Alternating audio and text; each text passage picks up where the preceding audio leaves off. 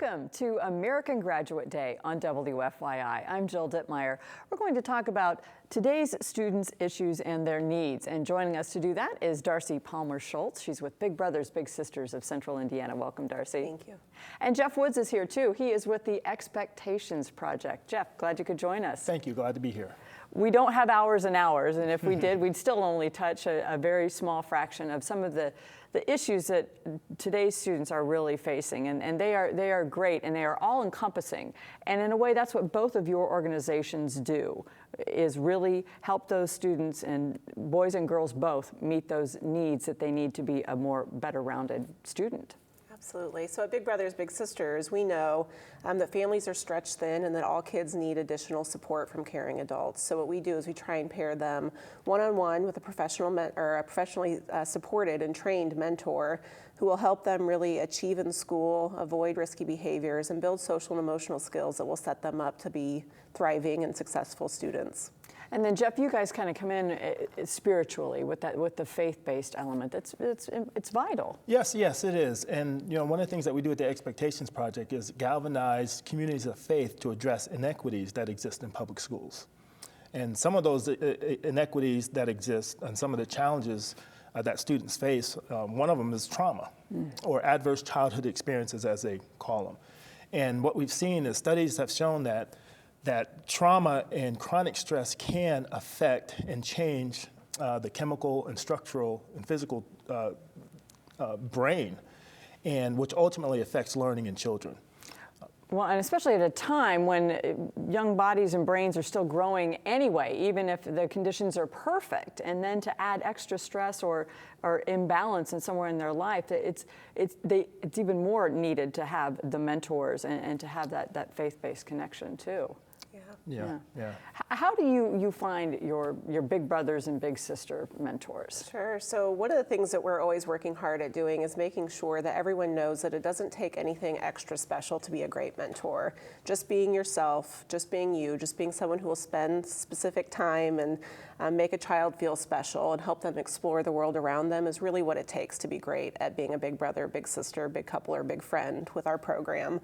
But we work with companies, we work with faith-based organizations, we work with colleges, and do pretty much everything we can do pounding the pavement to let everyone know that we have lots of kids waiting who still want to be matched up with mentors. And it's a great volunteer experience and a great way to really leave a legacy for our community. And I'm thinking that you guys are probably always looking for extra outreach help too. We are. One of the other challenges that children face is just a lack of advocacy around some of the issues around inequity.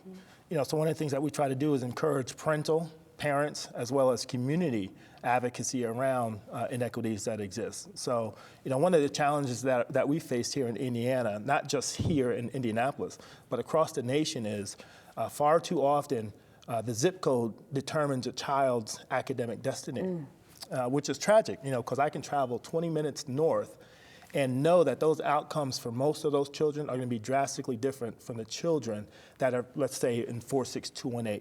So there's a major gap, but organizations like yours, Darcey, as well as the Expectations Project, what we need to do is just increase parental as well as community advocacy around some of these issues.